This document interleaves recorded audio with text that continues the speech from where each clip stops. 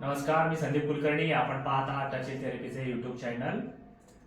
याआधी आपण पाहिलेला आहात पूरक भाग 1, भाग 2 आणि भाग 3. त्यानंतर भुजंगासन मधले काही स्टेप्स आपण पाहिले आहात. त्यानंतर शलभासनामधले काही स्टेप आपण पाहिलेले आहात. आज आपण पाहणार आहोत शलभासन आणि नौकासन या दोन्ही आसनांचा कॉम्बिनेशन असलेली काही आसनं आपण पाहणार आहोत. तर ते आसन दाखवण्यासाठी तुम्हाला ते आसन दाखवणार आहेत पल्लवी कुलकर्णी, की जी माझी पत्नी आहे. तर तिला मी बोलवेन इथे.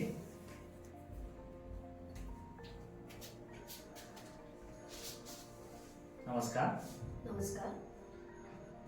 चला तर आपण पाहूयात शलभासन आणि नौकासन या दोन्ही आसनांचं कॉम्बिनेशन. नक्कीच करून पहा. तोपर्यंत धन्यवाद.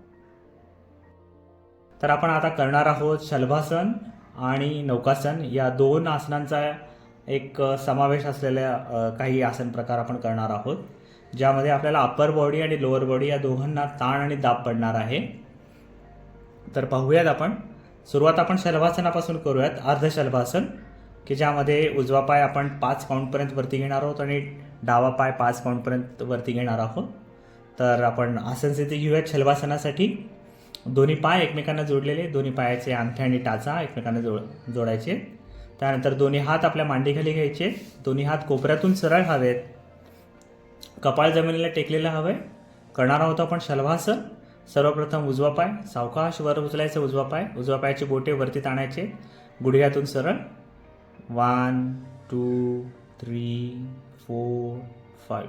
सावकाश पाय खाली घ्यायचं आहे. हीच क्रिया आपण डाव्या पायाने करणार आहोत. वरती घ्यायचं आहे डावा पाय, पायाची बोटे वरती, पाय वर उचलायचा आहे. 1 2 3 4 5. सावकाश खाली सोडायचे. या ठिकाणी आपण 5 अंक घेतलेले आहेत. तर तुम्ही तुमच्या यथाशक्तीनुसार हे अंक वाढवू शकता. 5 चे 10 15 सावकाश स्टेप बाय स्टेप वाढवू शकता. आता आपण करणार आहोत नौकासनाची एक पोझिशन आणि शलभासनाची एक पोझिशन. उजवा हात वरती करायचे, उजवा हात सरळ करायचे खांद्यापासून, हात जमिनी लगत. आता डावा हात आणि उजवा हात आणि डावा पाय आपण वरती उचलणार आहोत, म्हणजे परस्पर विरोधी. उजवा हात वरती उचलायचे सावकाश आणि त्याचप्रमाणे डावा पाय पण वरती उचलायचे. डाव्या पायाने शलभासन करायचे आधी. यस.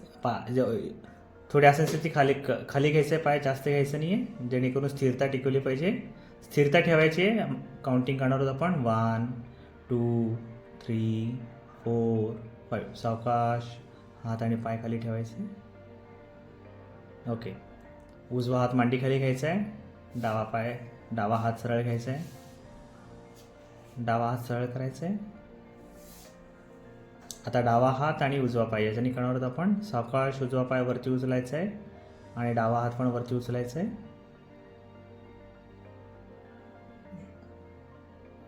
ठीक आहे. जसं जमेल तसं हात किंवा पाय पहिल्यांदा सर्वप्रथम उचलू शकताय. जास्त वर उचलायचं नाही आहे. काउंटिंग करणार आहोत आपण. 1. स्थिर ठेवला पाहिजे आपण पाय आणि हात. 1 2 3 4 5. सावकाश हात स्थिती सोडायची आहे. डावा हात मांडी खाली घ्या, दोन्ही हात मांडी खाली घ्या. हां, थोड्या वेळा काही अशा आसनामध्ये थोड्या वेळात 1-2 सेकंद थांबायचे आणि करायचं आहे मकरासन करायचं आहे. विश्रांतीचं आसन आहे. दोन्ही हात पायांमध्ये अंतर ठेवा, टाचा आतल्या बाजूने. गुड. हात कोपऱ्यातनं बेंड करायचे, वरती घ्यायचे डोक्यावरती, कोपऱ्यातून बेंड करायचे. मान डावीकडे किंवा उजवीकडे गाल टेकवायचे. ओके. काही वेळ 5 ते 10 सेकंद किंवा 1 ते 2 मिनिटे या आसनामध्ये तुम्ही राहू शकता, जेणेकरून आलेला ताण आणि दाब हा दूर होईल. धन्यवाद.